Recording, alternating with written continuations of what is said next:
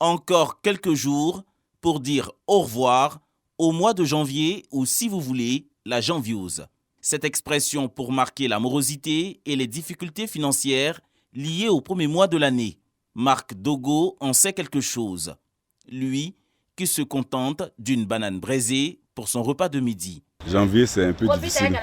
Avant les fêtes, tu peux acheter un plat de 2000, mais pour le mois de janvier, c'est la banane braisée. D'abord, elle est solide, avec l'arachide.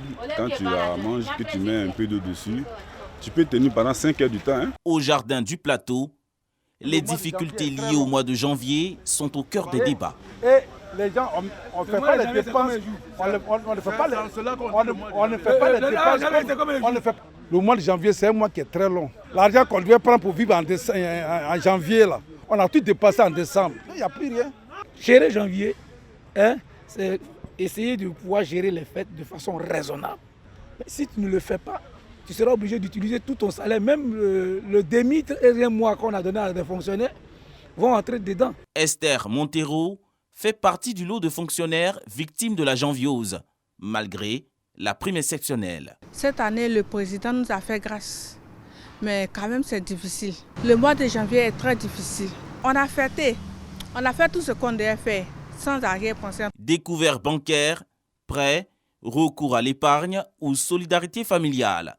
Les travailleurs se débrouillent comme ils peuvent. Les dépenses du mois de décembre se sont déjà issues du mois de janvier. Donc on puise dans nos épargnes pour pouvoir supporter le mois de janvier. Diallo, on va le voir, on dit bon, donne-moi le riz. À la fin du mois de janvier, il y a de donner ton argent, il accepte. Le virus de la janviose affecte aussi les commerces. Il est pratiquement 15 heures et Mariam Ndiaye a du mal à écouler son tiep boudienne. Ouais, le mois de janvier, ça marche vraiment pas. On se retrouve même pas. Ouais, les clients viennent pas trop. Le mois de janvier est aussi une période de vaches maigres chez Nicole Kofi, commerçante de pain. Les clients ne viennent pas, ils trouvent qu'après les fêtes, c'est vraiment tendu, c'est vraiment difficile. Je ne fais pas de recettes comme les autres fois, donc c'est un peu difficile, surtout qu'on vit de ça. Chaque année, les ménages semblent être animés par la même sensation, celle de croire que le mois de janvier est le plus long. Fabrice Adon, expert en gestion des finances personnelles, nous donne des pistes pour se prémunir des difficultés de ce mois tant redouté. Une méthode préventive qui consisterait à mettre 10 000 francs de côté chaque mois jusqu'en décembre. Parce que l'erreur que les gens font, c'est d'utiliser le salaire de décembre qui est censé permettre de tenir le mois de janvier pour les fêtes.